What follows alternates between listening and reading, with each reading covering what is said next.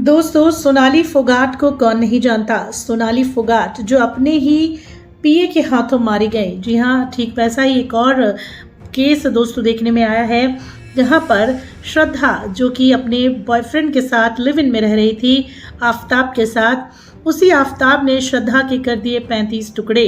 अब बड़ी बड़ी वजह निकल कर सामने आ रही हैं। एक और बड़ी वजह निकल कर आई है कि यहाँ पर कि नॉनवेज नहीं खाने पर आफ्ताब करता था श्रद्धा की बुरी तरह से पिटाई। श्रद्धा हत्याकांड में सोशल एक्टिविस्ट ने किए बड़े खुलासे। क्या है श्रद्धा मर्डर केस, चलिए जानते हैं। बता दें आपको कि श्रद्धा जो है पहले लंबे बाल रखा करती थी, माथे पर बिंदी लगाया करती थी और नॉर्मल लड़कियों की तरह बड़ी ही खूबसूरत तरीके से रहा करती थी। लेकिन श्रद्धा ने अपने आप को पूरी तरह बदल लिया था। जी हाँ, पूनम ने बताया कि एक बार श्रद्धा उनके पास आई तो उसके बालों की हालत जो थी वो लड़कों की तरह थी। मतलब उसने जो बाल रखे थे वो लड़कों की तरह थे। उसके माथे, गाल और गर्दन पर काले निशान थे। श्रद्धा वॉकर हत्याकांड में आरोपी उसके लिव इन पार्टनर आफ्ताब अमीन पूनावाला को लेकर अब नए नए खुलासे हो रहे हैं। इस केस में एक महिला पूनम बिडलानी सामने आई है, जिन्होंने श्रद्धा और आफ्ताब के रिश्ते को लेकर सनसनीखेज खुलासे किए हैं।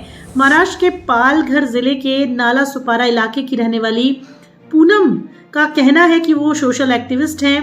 पूनम ने बताया कि जिस समय श्रद्धा और आफ्ताब एवरशाइन इलाके में रहने आए, उस दौरान 3 बार श्रद्धा पूनम के पास मदद मांगने के लिए पहुंची थी। पूनम ने ये दावा भी किया, एक बार तो वो श्रद्धा को लेकर पुलिस स्टेशन भी गई थी और एनसी कराई थी। अगले दिन मामले की गंभीरता को देखते हुए एफआईआर करने की तैयारी थी। श्रद्धा तैयार थी, लेकिन पूनम ने बताया कि जब भी आफ्ताब श्रद्धा की पिटाई करता था तो वो खुद उस रात घर नहीं आता था, बल्कि अपने माँ बाप के पास चला जाता था।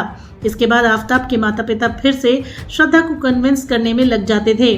श्रद्धा इसके बाद आफ्ताब के माता पिता की बातों का शिकार हो जाया करती थी। पूनम ने बताया कि एक बार जब श्रद्धा उनके पास आई तो उसके बाल लड़कों की तरह थे। उसके माथे और गर्दन पर काले निशान थे। यही नहीं, श्रद्धा के गले पर भी ऐसे निशान थे जैसे कि उसका गला दबाया गया हो। श्रद्धा के पूछने पर पता चला कि आफ्ताब ने उसे बुरी तरह पीटा था और उसका गला दबाकर मारने की कोशिश की थी, इसीलिए वो भाग कर आई थी। अगर वो नहीं भागती तो वो उसकी जान ले लेता। पूनम ने यह भी दावा किया कि उस दिन की मारपीट की वजह उससे ज्यादा हैरान करने वाली थी। आफ्ताब ने श्रद्धा की पिटाई सिर्फ इसलिए की थी क्योंकि उसने नॉनवेज खाने से मना कर दिया था। इस बात पर आफ्ताब को गुस्सा आ गया। पूनम ने कहा कि आफ्ताब जबरन उसे नॉनवेज खाने के लिए मजबूर करता था, नहीं खाने पर उसे मारता पीटता था। कभी आफ्ताब बाहर से आया और उसे किसी बात पर गुस्सा है तो उसके लिए भी वो श्रद्धा को पीट देता था। आफ्ताब ने श्रद्धा के आने जाने पर भी किसी से बात करने पर रोक लगा रखी थी। वो घर के किसी भी मामले को लेकर अक्सर बात बात पर श्रद्धा की पिटाई कर देता था। वहीं आफ्ताब के माँ बाप इमोशनल कार्ड खेलते थे। पूनम ने बताया कि जब आफ्ताब के माता पिता श्रद्धा के पास आते थे तो बेटे की गलती भूल जाने और उसे माफ करने की रिक्वेस्ट करते और कहते कि वो जल्द सुधर जाएगा। वे इस तरह की इमोशनल बातें करते जिससे श्रद्धा पिघल जाती। उस वक्त श्रद्धा आफ्ताब के माँ बाप की अगर बातों में नहीं आती तो दोस्तों आज शायद वो जिंदा होती। पूनम के मुताबिक श्रद्धा जब उनके पास गई थी तब उसे नॉनवेज नहीं खाने को लेकर पीटा गया था। श्रद्धा बेहद डरी थी, सहमी थी, बोल नहीं पा रही थी। पूनम उसे अपने घर में ही रात गुजारने की बात कह रही थी, लेकिन श्रद्धा ने बताया कि वो आज खुद घर नहीं आएगा बल्कि अपने माँ बाप के पास जाएगा। बार बार की काउंसलिंग, एक बार पुलिस शिकायत के बावजूद श्रद्धा अगर आफ्ताब को छोड़ देती तो आज जिंदा होती। श्रद्धा ने पूनम को बताया था कि उसे आफ्ताब से डर लगता है कि वो उसकी जान भी ले सकता है। जी हाँ, बता दें आपको कि श्रद्धा मर्डर केस में एक और बड़ा खुलासा हुआ है।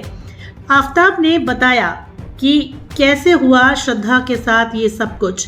आफ्ताब ने कहा कि कहा सुनी में हो गई श्रद्धा की हत्या, बाद में उसने बनाया शव को ठिकाने लगाने का प्लान।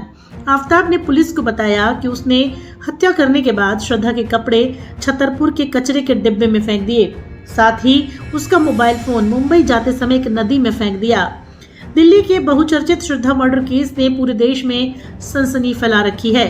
हर रोज नए खुलासे हो रहे हैं। पुलिस के मुताबिक आफ्ताब ने श्रद्धा को बहस के दौरान गुस्से में मार डाला, लेकिन शव को ठिकाने लगाने का बाद में उसने प्लान बनाया। आफ्ताब अमीन पूनावाला ने पुलिस को बताया कि कथित तौर पर श्रद्धा वॉकर की लाश को पहली मंजिल के फ्लैट से हटाना जोखिम भरा था, इसलिए उसने शरीर को टुकड़ों में काटने का और अलग अलग जगह फेंकने का प्लान बनाया। पुलिस अधिकारियों ने कहा कि बीते मई महीने में दक्षिणी दिल्ली के छतरपुर पहाड़ी इलाके में किराए का फ्लैट लेने के बाद ही 3 दिन के बाद ही दोनों में हुई बहस और उसके बाद अंजाम दिया गया इस हत्याकांड को पुलिस के मुताबिक दोनों के बीच कहासुनी मारपीट में बदल गई। पूनावाला के खुलासे के हवाले से पुलिस ने कहा कि उसने गुस्से में आकर श्रद्धा को बिस्तर पर पटक दिया और उसकी छाती पर बैठ गया और बिना किसी योजना के ही गला घोंट कर उसे मार दिया। उसका संदेह ये था कि श्रद्धा का किसी और व्यक्ति के साथ संबंध था। पुलिस ने कहा कि हत्या के बाद आरोपी ने जो कुछ किया, जैसे कि उसके शरीर को काटना, आधी रात के बाद टुकड़ों का निपटान करना, फेंकना, सोशल मीडिया अकाउंट को एक्टिव रखना, ये जो चीजें उसने की वो योजना के तहत ही की गई थी। अमीन पूनावाला के खुलासे के अनुसार एक जांचकर्ता ने कहा कि हमारे पास ये मानने का कारण है कि पूनावाला ने गुस्से में वॉकर को मार दिया। उसने दावा किया कि वो इतना घबरा गया था कि उसके बाद उसने शव को ठिकाने लगाने की योजना बनाई।